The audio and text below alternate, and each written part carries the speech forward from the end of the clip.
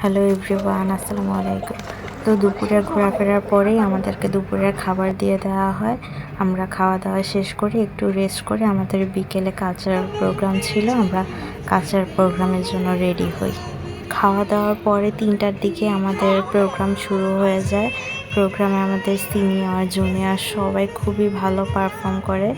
প্রোগ্রামের শুরুতেই ছিল গানের সেকশন, সবাই অনেক ভালো পারফর্ম করে। অনেক টাইপের গান ছিল, সবাই খুবই এনজয় করে।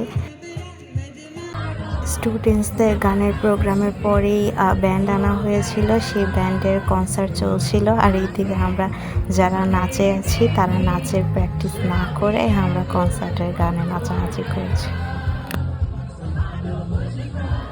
আর এই সব কিছুর ফাঁকে ফাঁকে র্যাফেল ড্রয়ের প্রাইজ গিভিং সেরিমনি হচ্ছিল।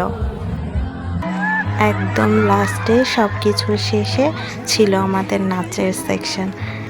ফার্স্টেই সব জুনিয়রদের পারফরমেন্স ছিল, আর ওরা এত ভালো ভালো পারফর্ম করেছে যে আমরা একটু একটু ভয় পাচ্ছিলাম যে আমরা সিনিয়র হয়ে কেমন না কেমন পারফর্ম করি।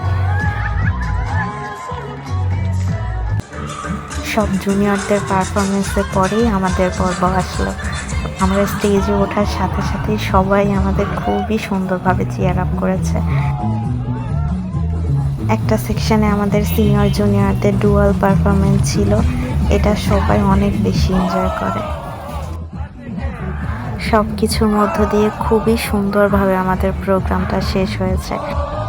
প্রোগ্রামের পরেই আমরা ঢাকার উদ্দেশ্যে রওনা দিই, আর সবাই সেফলি বাসায় পৌঁছে যায়।